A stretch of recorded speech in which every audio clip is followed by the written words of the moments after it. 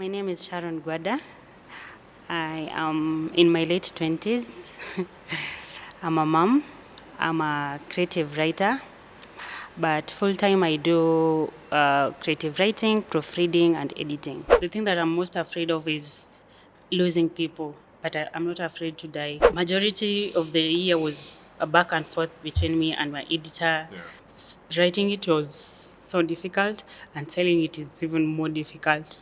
Family is very important.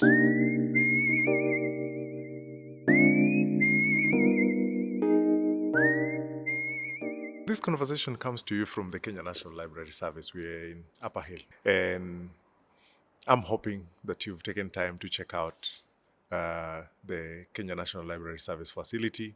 And that allows us to delve deep into this book, Best Before 09. Tell us about Best Before 09. So Best Before 09 is my first book. It's inspired by my two brothers who had chronic kidney disease.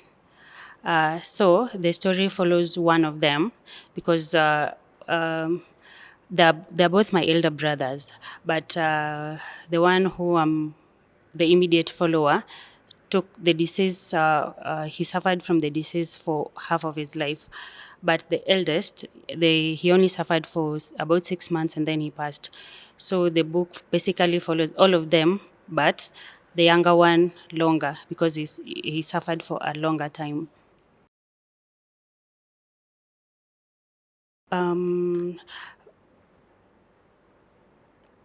The struggles mostly.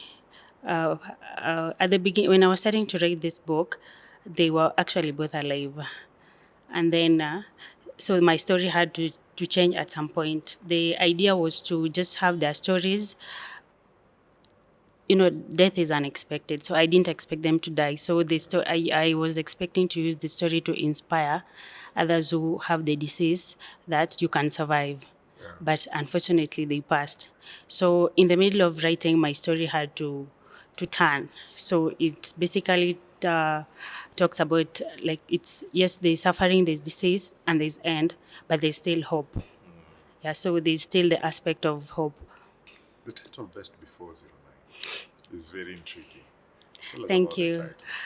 So as I said, it follows one of the boys. So he was born in 94, as he was born in 94, Yeah. and then he died in 2002. So from the time he was born in 1994 to 2009, those were the best years of his life, and for us as a family. So that's why on the cover, on the clock, between 94 and 09, it's green. So that those were the best lives, the best time of our lives. And then from 2010 to 2022 is when we're dealing with the diseases, the deaths, and everything, the financial constraint. So Best Before 09 is basically Best Before 09, like that's the best times of our lives. And then from 2010, it takes a different turn. That's why it's red on the other side. When I look at the back side of the book, it's pretty interesting. Just explain to us that hourglass because I can see kids playing in the hourglass. What drove that thought? So when I gave my designer the idea, I just drew him a circle and this, and then he asked me about the colors. I didn't have any preference. I told him just come up with anything, and then if I like the colors, if they coordinate with my clock, then well and good. So since the book is about timelines, so that's how he brought about the hourglass, and then the three. These are human beings, of course. Yeah. So these are the remaining siblings. We used to be five, and then after my two brothers passed, so we are three of us. So there are three of us on the side, and then on the hourglass too, which means we also have like our time will also run out at a particular time. Wow. Yeah. Does it scare you? Not really. I'm not afraid to die. I'm not afraid of death. I think I have come. Um, I think I have come. I think I have come a long way. So I'm not afraid of death. I'm not afraid of dying. I'm afraid of living. I'm afraid of the unknown. So that's why I chose to write this book. So The thing that I'm most afraid of is losing people, but I'm not afraid to die myself. What has loss done to you? I don't know what to say.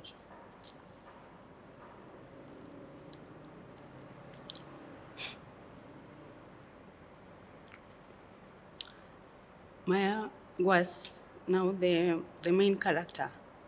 He was my best friend. Like for those who have read the book, they can experience that we were so close. I think because the years between us are the closest. Like my our firstborn is 10 years my senior, and my follower is 5 years. I'm 5 years older than him. So I can say for Guas we were the closest. So to see him go through all that and then he dies, it took a lot. Yeah. And not just to me, I have seen members of my family just lose it. My mom had to shift from where she was living to another place just because she wanted a fresh start. So I can't say for me alone. I think for all of us, it's just 2 years, so it's still painful. Yeah. Yeah, I'm really sorry about the loss. it's And okay. It's okay. don't you feel like now documenting it in a book is a constant reminder? It is. It is, and I think it's one of the biggest impediment for selling this book. If you meet a stranger and you tell them, "Hey, I've written a book. Do you want a copy?" They will ask, "What is it about?" So you have to live again that pain. Yeah. Yeah. So writing it was so difficult, and selling it is even more difficult. How do you cope, Sharon? How do you cope How do I cope with the loss? Or with everything that comes with, and the title says life, death, and everything in between? I try to live one day at a time. Yeah. Yeah, and my biggest motivation is finding readers who go through the same. So they're like, "Oh my God, thank you for writing this book. I can totally relate." Yeah. So I've seen very good reviews and people Yeah. who've read. Yeah. Unfortunately, I've not read the book, but today I got a copy of mine. And take us through the writing process, because I understand you had a lot of back and forth. You'd written, and then something changed in between. You've written like twice.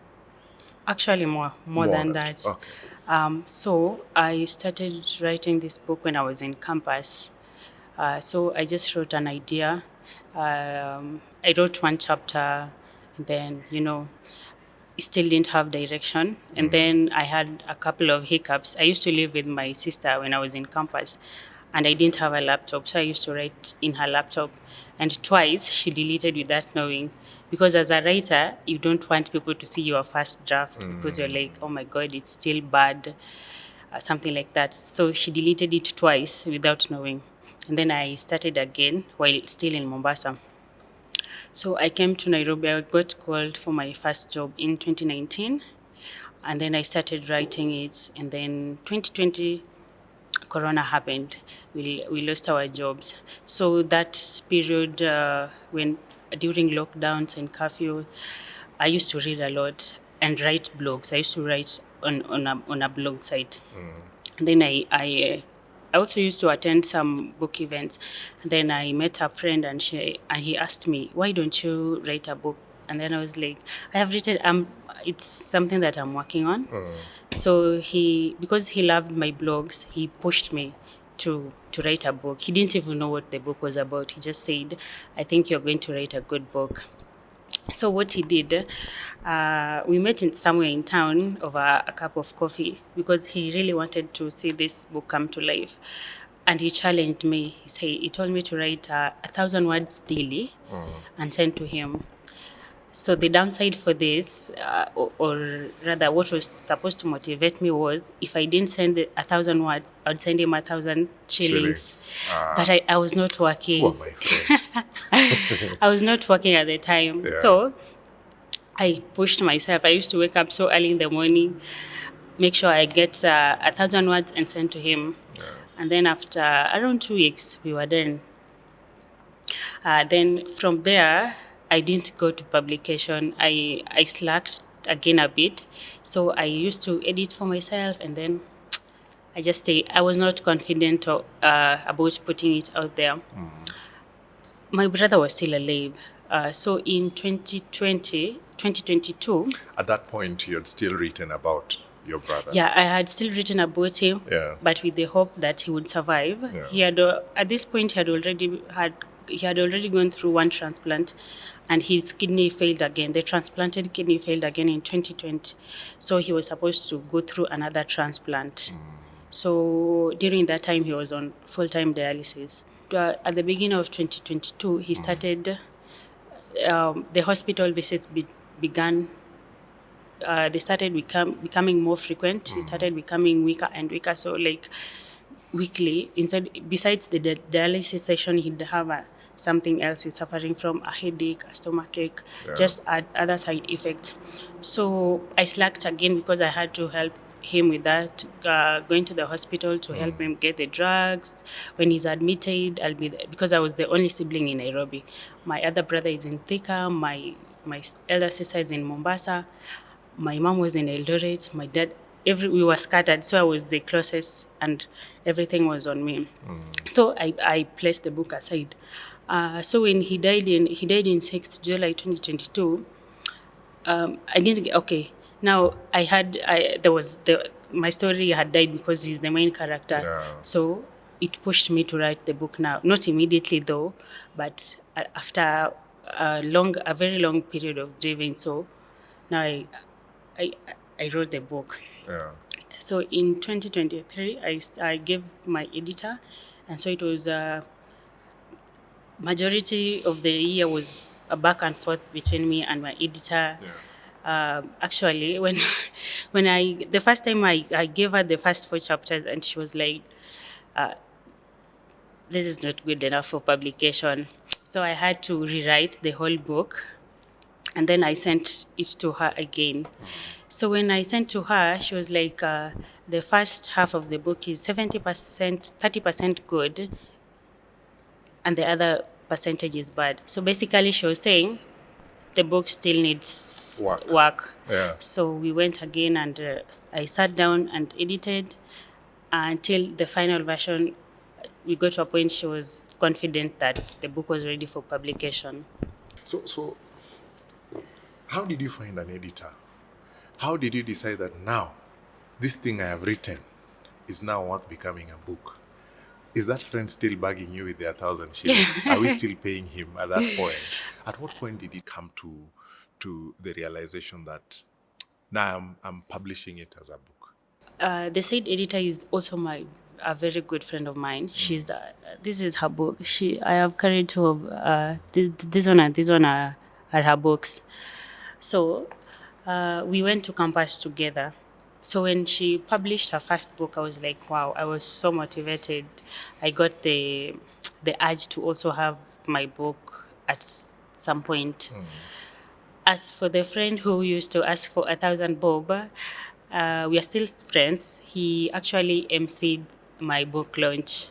So I have kept everyone close. Everyone who has been with me through the journey, we are still in touch. Yeah. The editor says, I don't like parts of that manuscript. What does that mean? I was shocked. I was so shocked, considering she was one of the people who read my blogs, and she was like, I really love your blogs. She pushed me. I'll give you this book. You can read how she signed that book for me. Like, she's one of those people who pushed me. So when I gave her the manuscript, and she told me she didn't like it. What is it that she didn't like? The flow. And I agreed with her because it also got to a point that I just wanted to get it out. I was so tired of it was bugging me so much. So I just wanted to get it published. So I just threw it to her, thinking she would just do all the work for me. So I totally agreed with her. And then BAP. You're back to the drawing board. Yeah, I went back to the drawing Do you board. think that because of how long it took you to write it, also interfered with the flow? Yes. And how did that influence the stage where you are at now as you're going back to the drawing board? What are you looking at? What are you looking at improving at that point where now you feel like, again?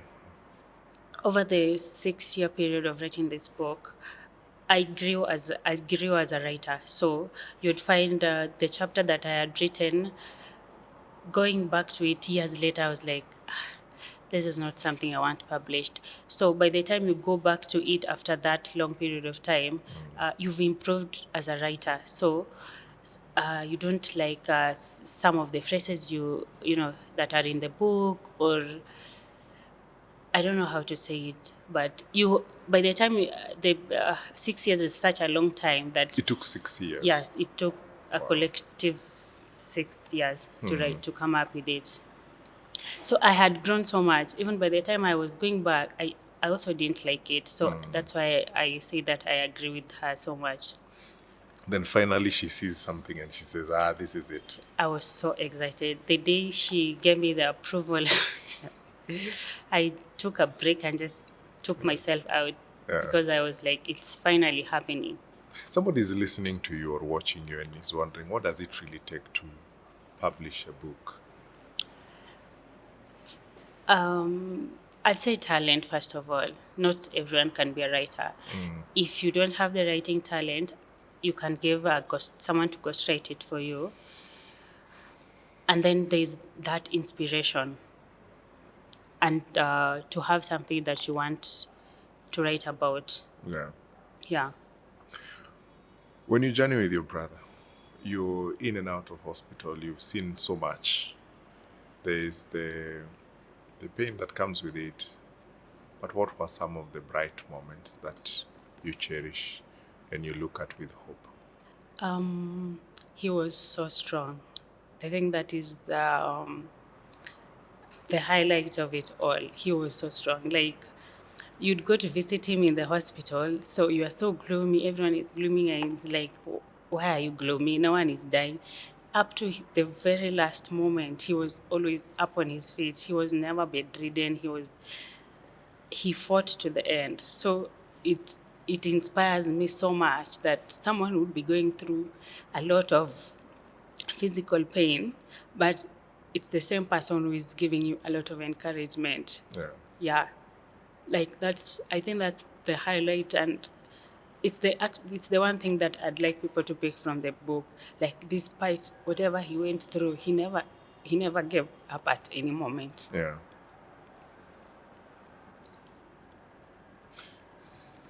You've given it a novelish approach where it's Yeah. Tell me about Sharon, the young girl, 7, 8 year old, her upbringing. What are the things that has the ingredients that she picked from that tender age that makes the Sharon that is seated with us here today? I think I have one of the best parents ever. The encouragement from my dad is an ex-teacher. He retired recently, but my mom is a hairdresser. So I learned so much from them. They encouraged us. Even as we were moving to, say, selection of high school and campus and courses, they always let us pick the school you want, the course you want to do. So I acknowledge my childhood to having one of the best parents ever, Yeah. who let us be whatever we wanted to be. How is that influencing the little girl that now calls you mom? I'll borrow a lot from that. I think when you give someone the freedom to fly, they will go further than if you limit them. So I'd say I just want her to, if she tells me she wants to be a pilot, I just tell her, go ahead. If you want to be a designer, I will never limit her.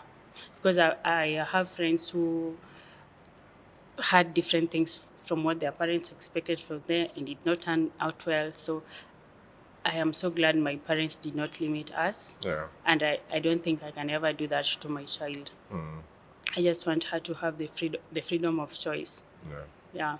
Sharon, I can't wait to read Best Before 09. And I Bye. want to talk about all the other books on your shelf. Okay. Where can somebody find this book? The book you can order directly from me through my social media pages, and I also have my number on the posters. And you can also get it at Nuria Bookstore at 1350 shillings. Yeah. And I told you, Nuria is the store for you to get all your Kenyan books. And check them out, nuriakenya.com. And also, Sharon says you can place copies directly to her. And I also want to tell you something. When I'm looking at Sharon's book, there is an ISBN number. This is given by the Kenya National Library Service. And we'll tell you about that in the course of this interview. Sharon, Yes. congratulations on your first publication. Where do you see this writing going? What experiences can you share with us regarding now you have one book out? What are you looking? What lies ahead? More books for sure, because from the feedback that I have gotten so far, I wish I did it earlier. That's what I can tell you. So I just want to. It's going forward. Everything will be. My life will take the direction of writing. I wish I can do it full time. If it can if it can pay all my bills, I'll drop everything and just focus on writing. Let's talk about that. What does it cost to publish a book? Best Before 09. I'd say it's priceless because the hardest part is the writing. The writing is the hardest part, and then the editing is another part.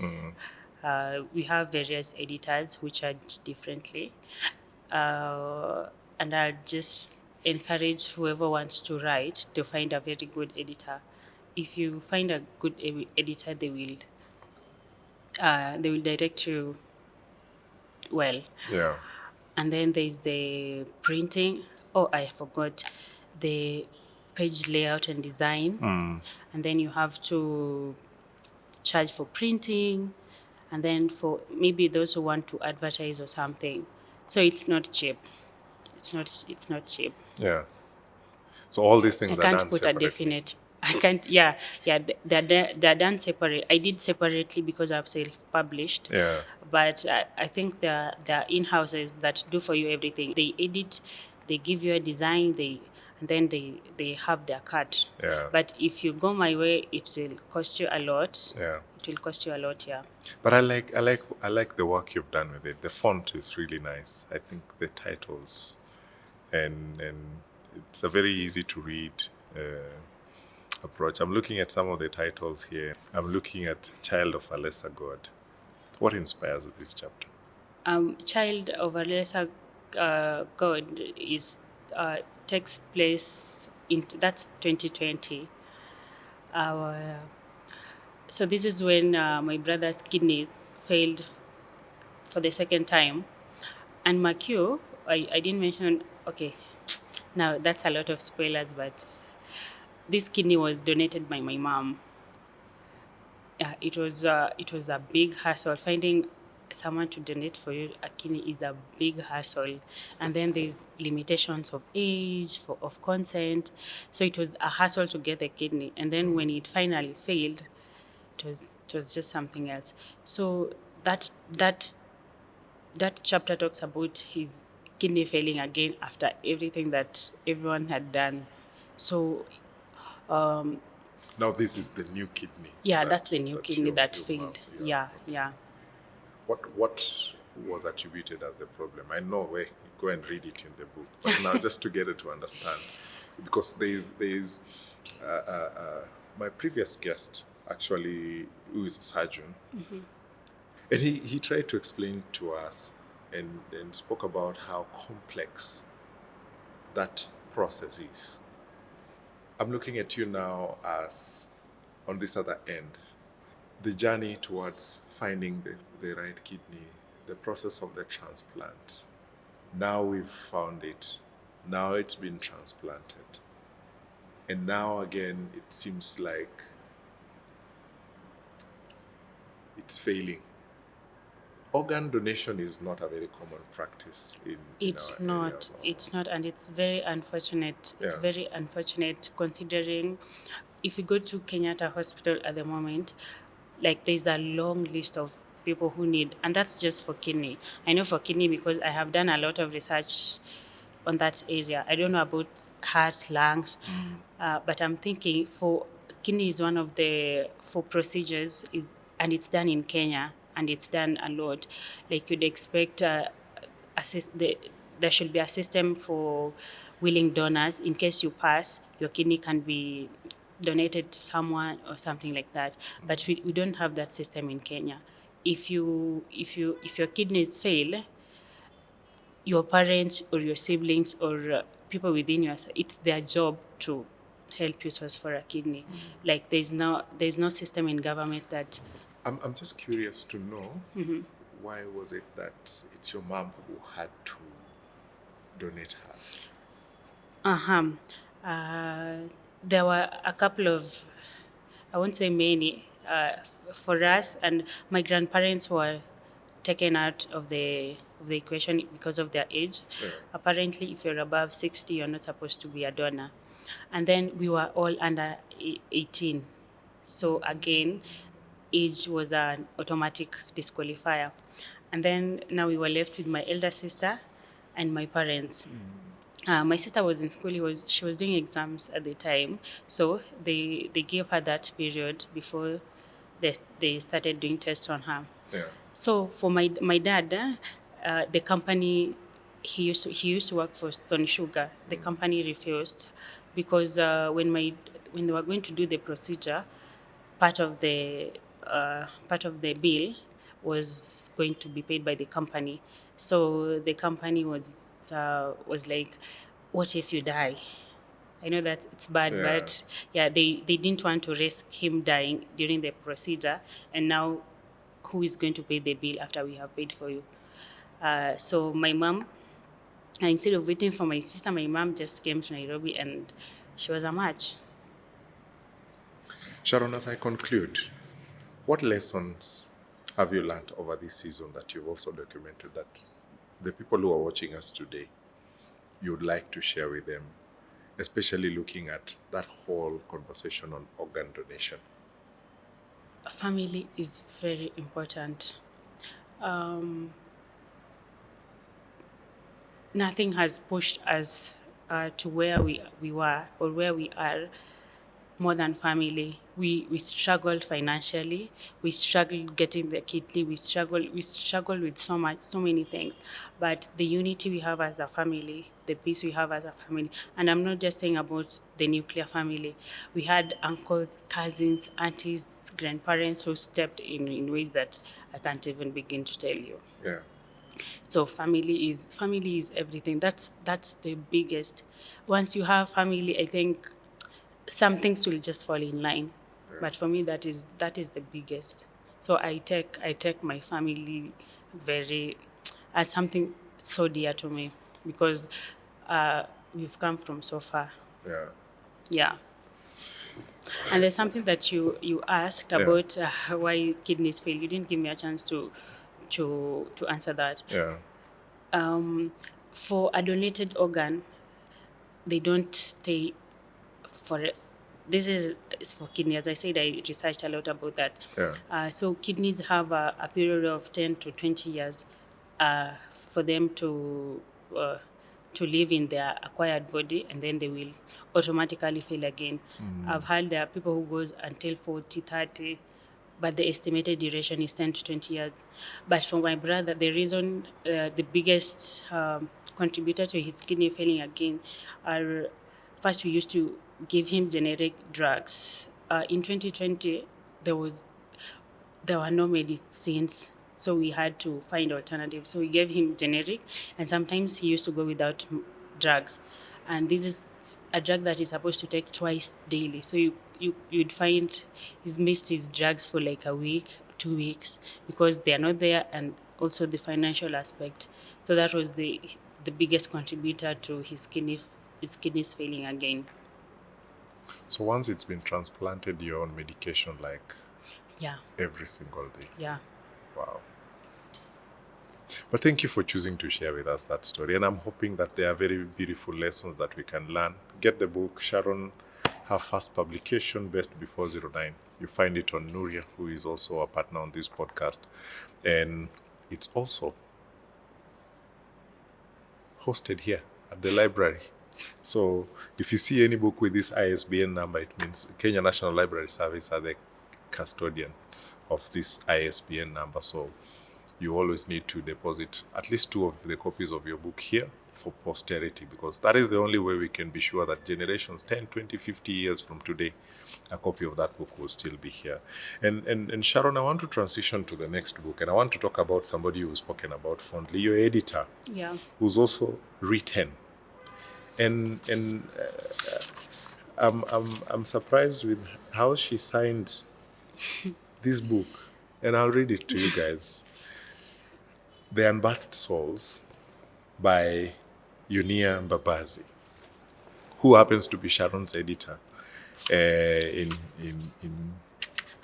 when she was signing this book, she told Sharon, "I am tired of waiting for your book to come out.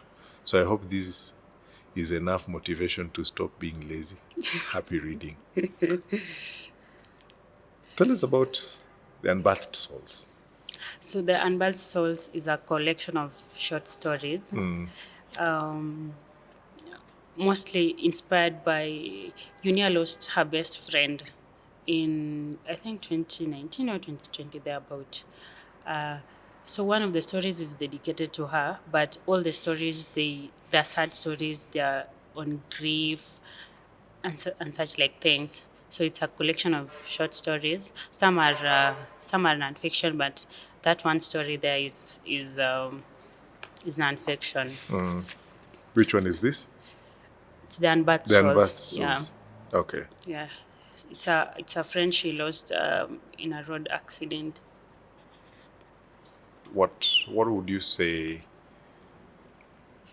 you loved about this publication? This is one of the books I read after my brother passed, and it's also on grief. Many of the stories are on grief. So I love the writing. It's so raw and it's very poetic. And just like my book, there is hope. Like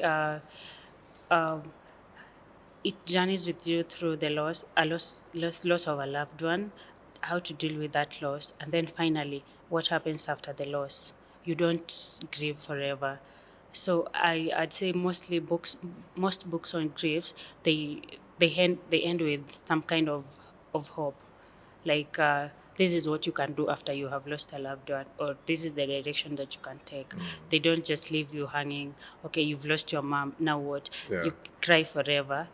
No, I think books on griefs are very important. They also It's also a reminder that you're not alone in that journey. Yeah. Yeah. Society and learnings are always positive in nature. People want you to pass the exams. People hope you'll pass exams, so you're prepared towards passing. But even when you lose, I don't think there is ever preparation on how to deal with loss. There is never preparation on how to deal with grief. But now, how does Sharon deal with grief and loss? Reading. I read a lot, and unfortunately, I also would say I also read stories like mine to just find encouragement and motivation.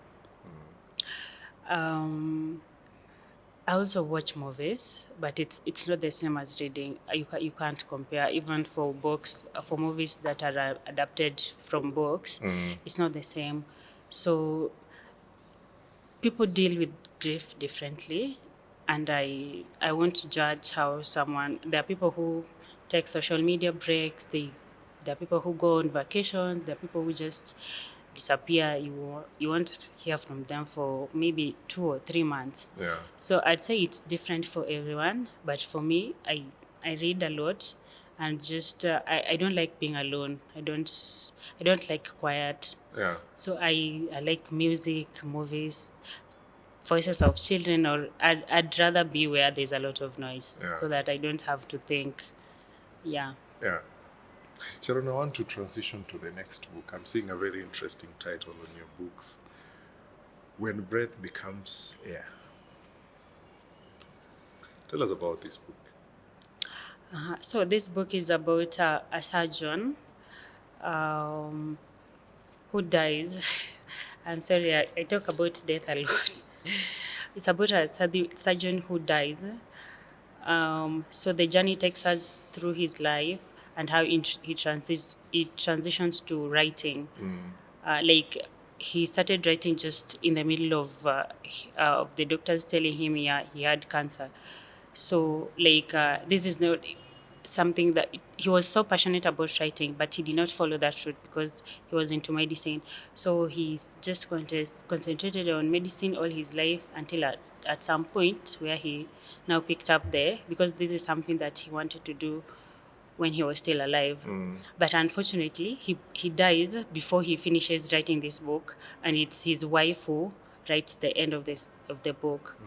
So I really loved the book because of the of him following his passion first of all, and I also love things that deal with medicine. I love medicine.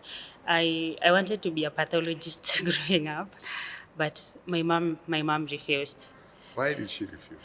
because I didn't know it was pathology. I told her I want to be a morgue attendant. I only knew about, like, I wanted to study dead bodies, but I told her I want to wash dead bodies. So she was like, you can't go to school so that you can wash dead bodies. And also the fear and the stigma that comes with someone who works in a morgue. So she said no. And so when I ventured into writing, I didn't have another option. Yeah. Medicine was my other option.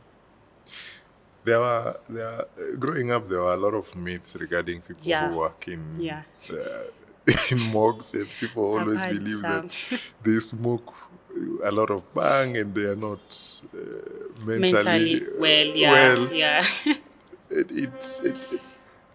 In your journey seeking to become a pathologist, what was so intriguing that made you want to become one? Lack of fear of dead bodies. I'm not afraid of dead bodies, but I think my mom motivation to stop that path was the fact that I'm emotional. In as much as I'm not afraid, I will grieve with families I'm not related to. So she thought that will also impede me in that career path. Yeah, but my biggest push was the fact that I was never when we used to leave school, there's a I think twice I've seen an accident, and while people were running away from the accident and dead bodies, I used to run to see, because if I don't see it, it like haunts me. Isn't that the journalism in you? Because you you are a journalist by Probably, training. yeah, yeah. Journalists run where they Where into they the stood. chaos. And they're looking for that story, and they have to report it.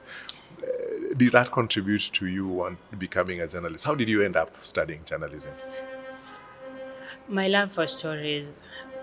I read a lot as a kid. As I said, my dad used to be a teacher, and having novels and other education related books was illegal. So he used to, the books other kids they will take from other kids, I used to go to his office and read. So that's how I started reading, and I really wanted to want to tell stories.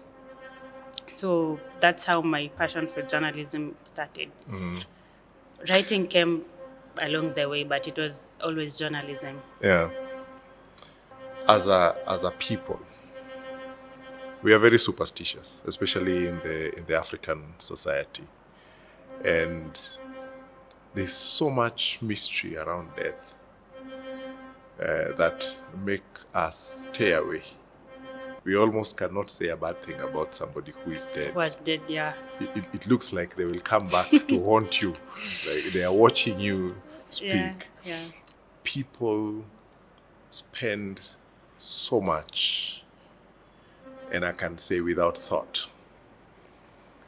And the ecosystem around death, from the morgue to the coffins to Food. transportation to food, there are certain cultures that now talk about cremation and things like that, which is almost a taboo conversation in Yes, most of our yes, yes. communities.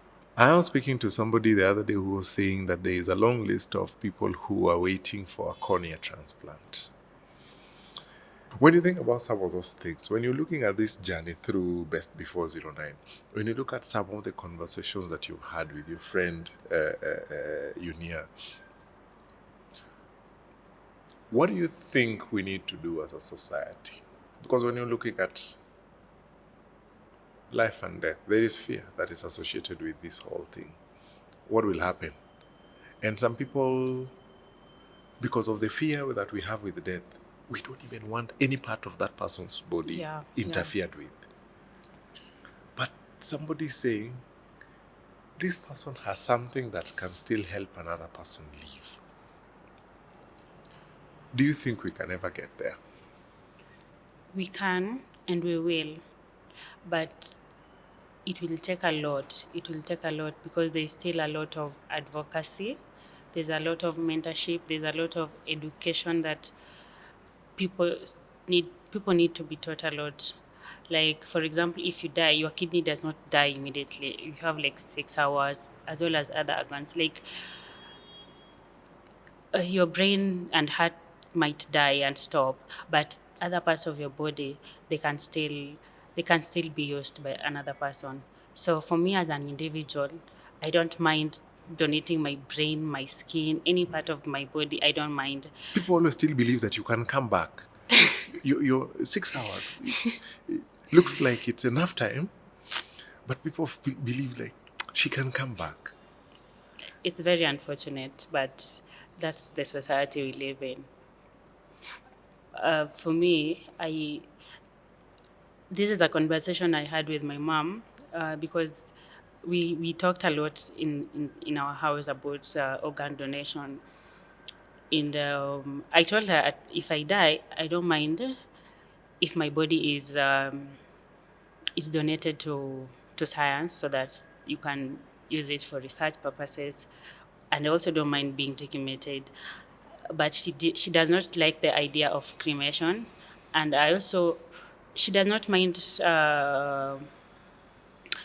parts of the body being taken for science, but she can't have the whole me. Like, she wants closure, and seeing me going to the ground being buried will give her closure. Yeah. So I can't be cremated and I can't donate my whole body, but I don't mind taking my kidney, my heart, my brain, skin, whatever. I really don't mind. But you would find that the next person is not even aware some parts of the body can be used for grafting. Like, there's still a lot of awareness that needs to be done for people to welcome this idea of not fearing death or dead bodies. Yeah. Yeah. So when you come to Sharon, closure, how do you look at closure? What does the word closure mean to Sharon? Closure does not mean anything to me because I have never found closure in the death of my brothers. There have been times I'm asking myself, okay, so he was sick. Why did he have to die? Like, there are people who have been sicker than him and they walked home. So even burying someone or telling me that he died because his skin is failed and this that, nothing gives me closure, because there's always an alternative. What if okay, he had kidney disease, why was he chosen? Why wasn't I chosen? Why was this problem only concentrated on one person and not the rest of us? Maybe if the second kidney failure was on me, the burden would have been lighter on him. So I don't have closure, and I don't know how to. So I don't know if people get closure if they know the cause of death or what led. Probably giving reason gives people closure, but to me it doesn't. So I just accept that there are things you cannot change. Yeah. Yeah, but I can't say it's closure. It's not closure. What are your thoughts on therapy? I've never gone to therapy, but from what I hear, I think it can help, especially those people who take grieving so negatively or cannot deal with grieving properly. I think therapy will do them a great deal to help them, not probably help them heal 100%, but set them on that journey towards healing. So I'd advocate for therapy for those who can. For me, I don't know. I don't think I have reached a point that I need therapy. But if I ever get to a point that I need therapy, it's something that I can consider. What are some of the indicators that if you would see Sharon present, you know now, I need to see a therapist? I don't know if it's something that I will be able to see on my own, but if it's on my own, I'd probably say if I veer too much from my daily lives.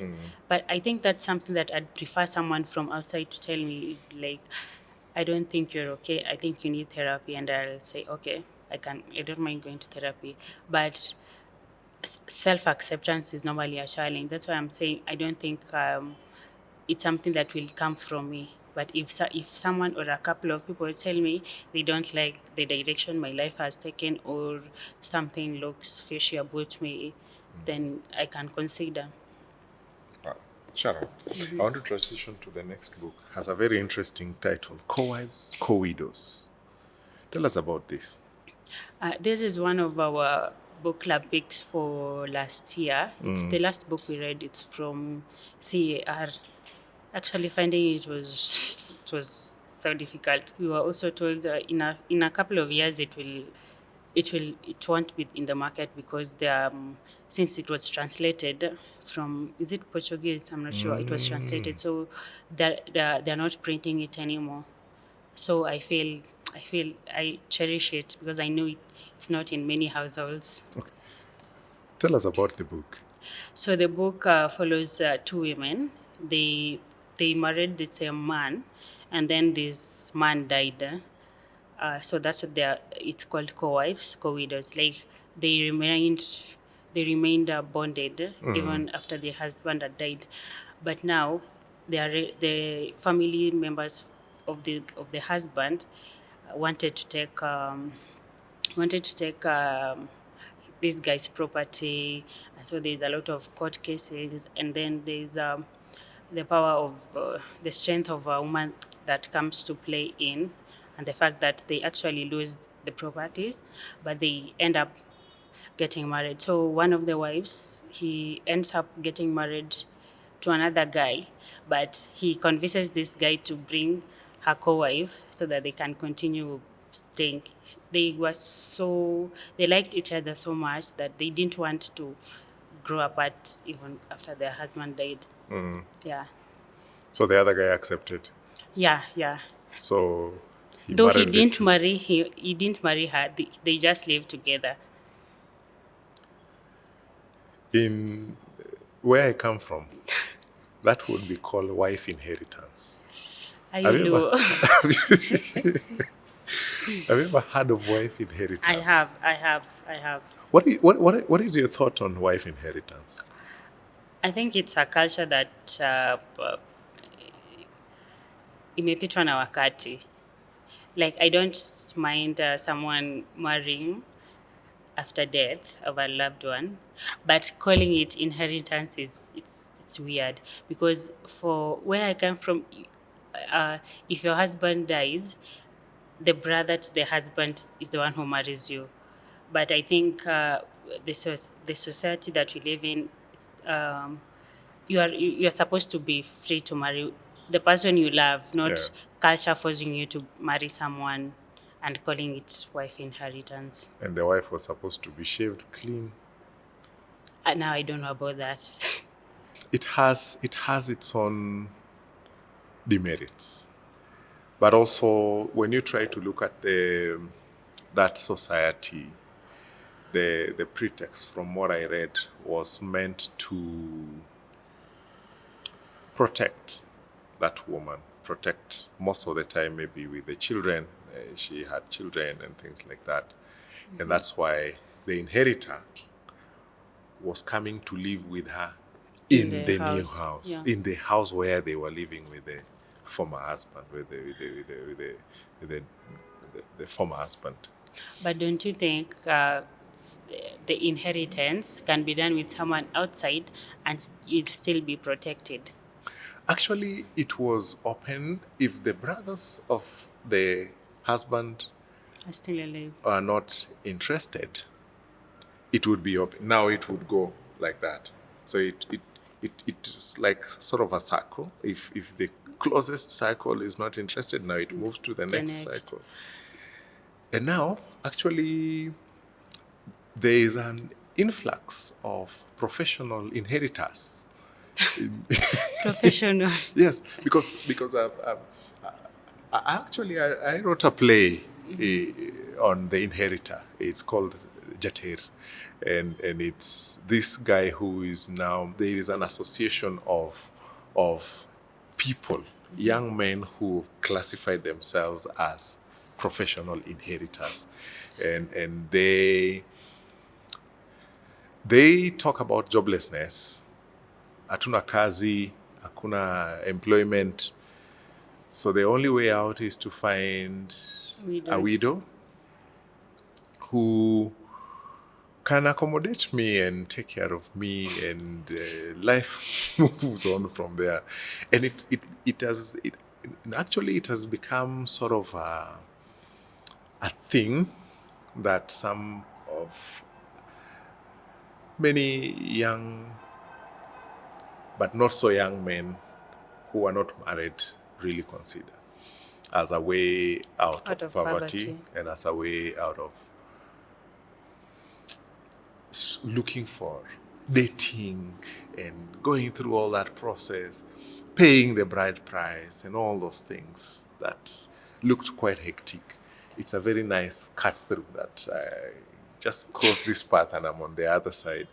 And actually I was looking at it from the undoings that come with it, because most of the women, especially when you looked at that from that story, the woman's husband had died of HIV.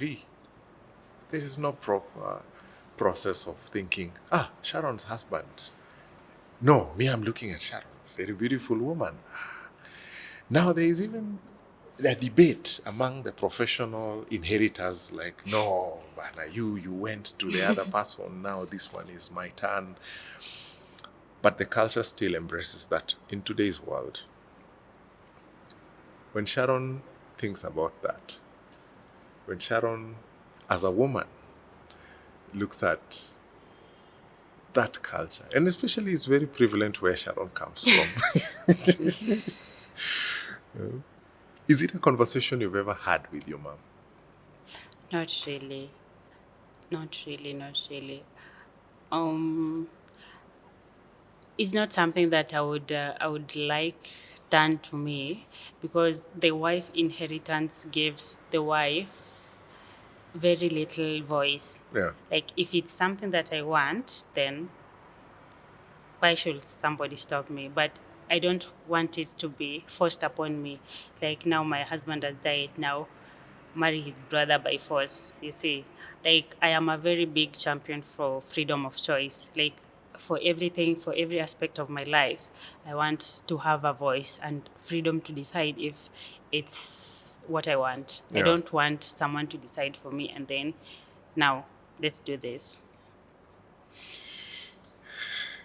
I can talk about that conversation, that topic for it. And I think I still have a couple of books here that I would really, really, really, really love to talk about. When I look at your shelf, I see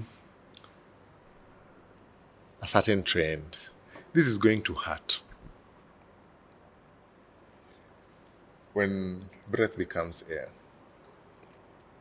The Unbirthed Souls. Best before 09. Do they hear you when you cry? Do they hear you when you cry? Breaking down. Breaking Down. Most of these books, I would categorize them as sad. They are. They are. Someone told me I have a fetish for sadness. Do you? I don't. I love strong emotions. Sad books appeal to me because of the life I've had, but also in the way that sadness. I am of this opinion that there's nothing that can bring you from sadness apart from yourself. Like, let's say you're grieving right now as you speak. If someone told you you've won 1,000,000 shillings, I don't think that 1,000,000 shillings is going to take away the sadness.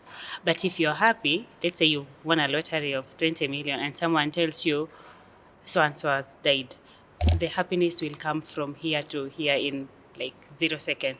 So sadness is a very strong emotion, and I like the way various authors express them in various books. So that's why I'd say most of my books are mostly sad and also medical. Yeah, So you're either in the hospital or somewhere dealing with some serious emotion. or both. Like Cutting for Stone, it's about medicine mostly, and then someone dies. And then there's Still. Actually, this is one of my favorite books. It's called Stiff. This book is not sad, Stiff. Stiff. In as much as it talks about death, it's more of edutainment. Um, it gives us a history of the study of dead bodies and how they came about, the pathology, and it takes you so back to how the study of dead bodies, yeah, up to now where we are. Like, I just learned how people used to steal bodies uh, to donate to science or to pay their school fees. Like, there were no bodies to study back then. So this book is such an eye opener, and it has been written with so much humor. Like, someone would see this book and say, like, why are you laughing and you're reading about dead bodies? Yeah. But it's so funny. It's so full of life. A book about death is so full of life. Wow. So, It's true. what when you're looking at that and the journey that we've had with science and people talked about the rat. So are you saying that majorly it was not a rat, it was a human being? People talk about a lot about the lab rat. Like, oh, that was tested on rats. Oh, that was tested on a certain rat. They do test on rats for live people, not for dead people. At what stage were they using the dead bodies? I think it's in the 1800s. Even some of these procedures, they are named after the scientists who discovered them. So it also talks about what happens to the body, the different types of mortises, and it's actually a very good book. It's one of the books that I recommend. Though I don't know why it's not stocked in most of the Kenyan bookstores. Stiff. When the body becomes... Stiff.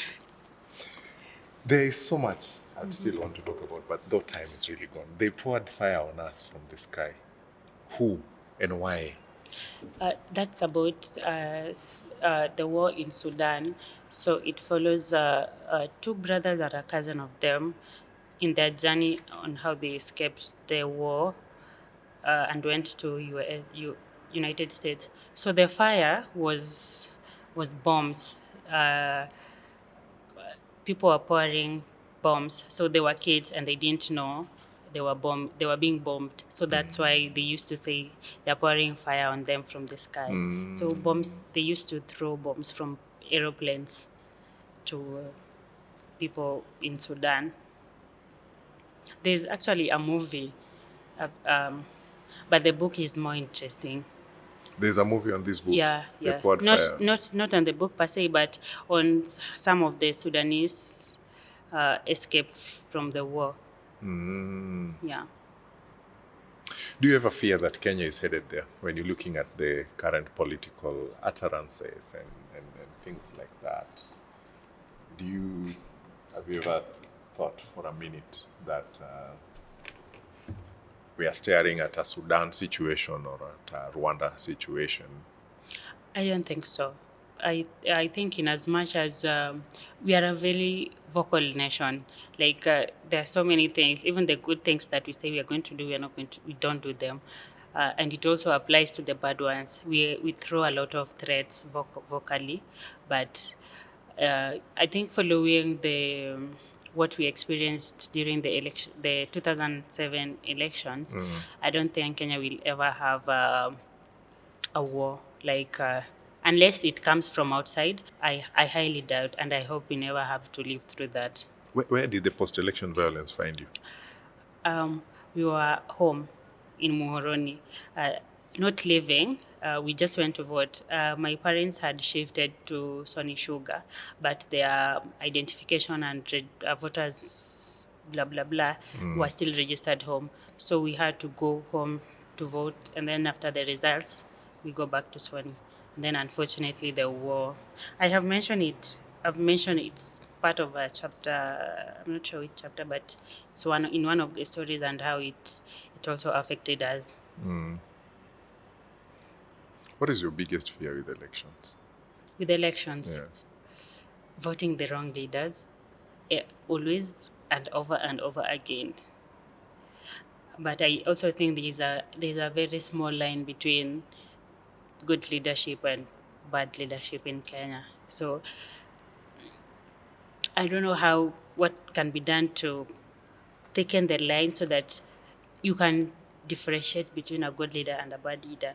But for now, I think in Kenya we vote on the basis of the lesser devil. But I wish we can move to now we are comparing the good attributes of an individual instead of the evils, and then you vote for the lesser evil. Yeah. The ones with the lesser evils, do they make it to the ballot? Do you think they ever have the, the, the, the, the gas to dash to the finish line? Politics is it's vast, but they do make it.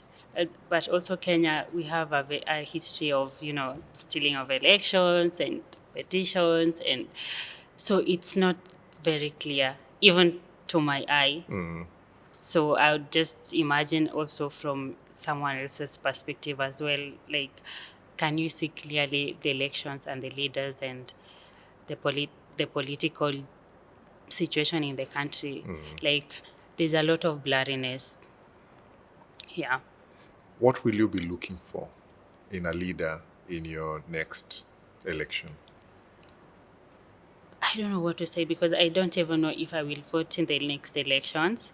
I have not been convinced enough to, as an individual, to please go and vote for this leader. This is what he has done, or this is what he's able to do. Because every day when I leave my house, and even in town, like there are even the smallest things that leaders are supposed to do are not done. But who do you start blaming? Because it starts, there's the MCA, there's the MP, there's the women rep. Like collectively, they have done nothing. But also individually, if you follow them, they're not also helping. So where does that leave me? Like, I'm not spoiled for choice. I'm there's nothing to be spoiled over. Like, they don't even do the basics. Like, I think leaders should be so much into development and what they're supposed to do. Leave alone, I'm doing this at the goodness of my heart, but what is the common wananchi paying you to do? Like, who is in charge of building this road? Who is in charge of, why do we have children staying at home because of lack of school fees? Yet we have public schools that are free. Like, So, like, I think the point that I'm trying to bring it home is leaders need to convince us, and not through words, but through actions. Like, this is what leaders do in this country. For us to be able to say now, anyway, this person has done a lot of work. I am confident I can vote for him because I've already seen something. But so far, I'm not seeing anything that convinces me enough to go wake up at maybe 3 a.m. or 5 a.m. Or I see there are people who even stay overnight and then the whole day in a queue just to vote for someone. So it's not worth it for me. Does Sharon ever think that she'll be on that ballot? Never. Never. Why? You're the leader we don't have on the ballot. I have never considered it, and I don't think. But I'm not saying never because never say never. Things do change, Yeah. but it's not something like I want to change the world, but not through politics. I would, if I'm ever in a leadership position, not political, but whatever position, the thing that I will change is, as you had said, the organ donation. That's the thing that I can work for as a leader. Yeah, but to do politics is a dirty game. I don't see myself going towards that. All right, Sharon, thank you so much for making time. Thank you for coming to What's on Your Shelf. Thank you for sharing with us your insights and journeying with us through your shelf. We've barely gone halfway. The books that we had hoped we will do. But this we appreciate because that is what time has allowed us. Guys, Sharon Gwada, an author for Best Before 09. You can find this book on Nuria Bookstore. They are online. You can find them nuriakenya.com. They have a facility you can walk in at the bazaar at the 11th floor. And pick books from there. They have a host and a wide range of other books that you can easily order. If not, walk into that place and buy. Go there, check them out. Sharon also says you can place this order online. Where can somebody find you? What are your handles on social media? At Twitter, my handle is at Gwada Sharon, Gwada_Sharon. And then for the rest, LinkedIn, Facebook, Instagram, Sharon Gwada. But you can also order online from Nuria I have linked my Twitter to my book on their website. So on my Twitter profile, if you click on the link, it takes you to Nuria's website where you can purchase my book. Yeah. Yeah. Please buy that book and experience this writing. But I hope that this conversation leads us to a place where we can begin already talking about some of the issues we've spoken about here. Organ donation, for instance, is a big issue, especially in our African society. What are your thoughts about it? What do you think we need to do as a people? And what's your take regarding us opening up that conversation on organ donation? Would you be willing to donate your organs? Would you be willing to donate your cornea?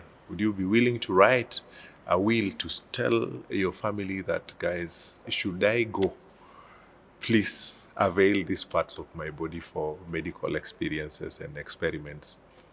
This has been What's on Your Shelf. What are you reading? This episode is brought to you courtesy of Nuria Bookstore, who are our partners, and also the Kenya National Library Service. And I wanted to read something for you here.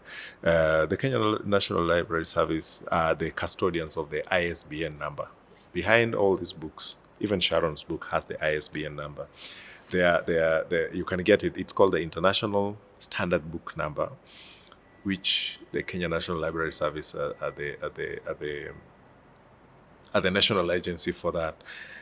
This helps you have your book listed globally. There can only be one ISBN number. So, for example, Sharon's book, even if you go to Ukraine or the US today, you can find that book through that ISBN number.